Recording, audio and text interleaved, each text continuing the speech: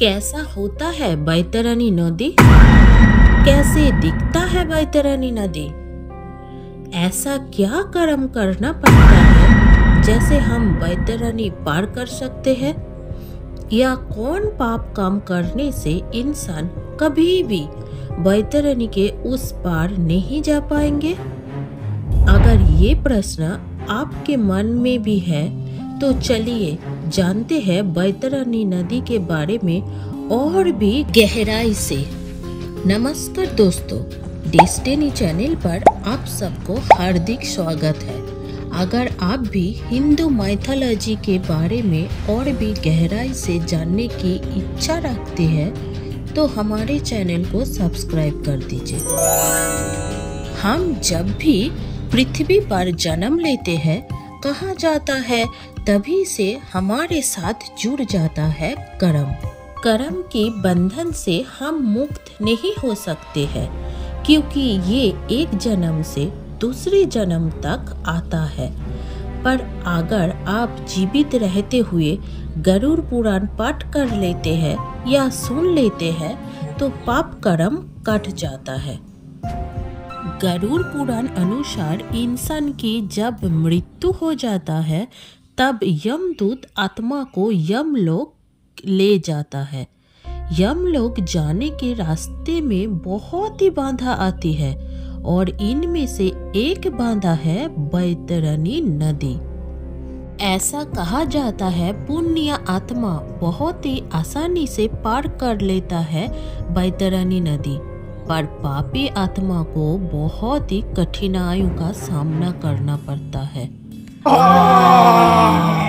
एक दिन गरुड़ जी विष्णु भगवान को पूछते हैं, हे प्रभु, मृत्यु लोक और यमलोक के बीच में जो बैतरणी नदी है उससे जीवात्मा का क्या संबंध है और उन्हें इस नदी में किस तरह की सजा भोगना पड़ती है?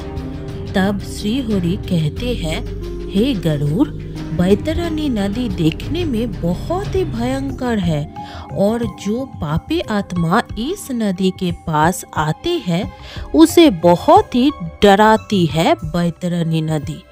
नदी में रक्त रूप जल से परिपूर्ण होता है और इतना ही नहीं, ये नदी मांस और कीचड़ से भरे हुई है। ये नदी पापी आत्मा को देखते ही भयंकर रूप धारण कर लेती है। वज्र के जैसे सूर वाले जीभ से व्याप्त है और भी है हरियाल वज्रदंत इंद्र जैसे मांस भक्षक प्राणी से भरे हुई है। और जब भी पापी आत्मा नदी में प्रवेश करता है, नदी 12 सूरज के गर्मी जैसे गर्म हो जाता है। उस भयंकर ताप में पापी आत्मा चिल्लाता हुए विलाप करने लगते हैं, चिल्लाकर अपनों को बुलाते हैं और अत्यधिक गर्मी के वजह से नदी के इधर उधर भागते रहते हैं।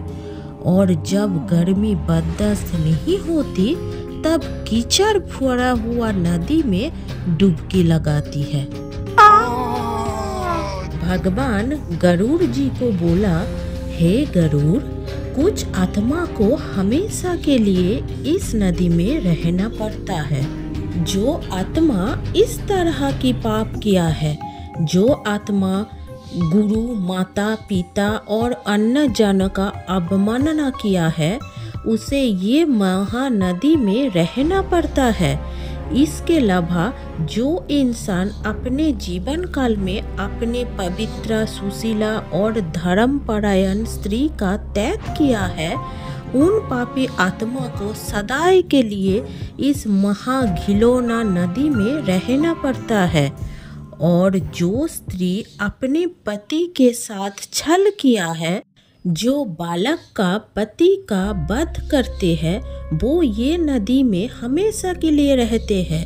और साथ ही किसी का खेत में घर में आग लगाने वाला, झूठी गवाही देने वाला, मदक पीने वाला, जग का विध्वंस करने वाला, पराई पत्नी के साथ संबंध बनाने वाला, कथा में विघ्न डालने वाला, किसी का वस्तु के अपहरण करने वाला, खेत की मेड़ और सेतु का तोड़ने वाला, स्त्री को पत्नी को प्रदर्शित करने वाला, कपिला का दूध पीने वाला, मांस भोजी ब्राह्मण, कन्या के साथ व्यभिचार करने वाला, ये सब इंसान मरने के बाद बैतरणी में वास करते हैं।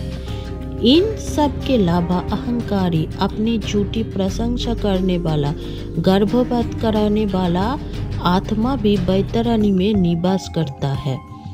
इस पापी आत्मा से जो अपने जीवन काल में दान किया है, कुछ समय के बाद उस आत्मा यमदूत दोबारा निकाल दिया जाता है। इसलिए सबको अपने जीवित रहते हुए दान करना चाहिए।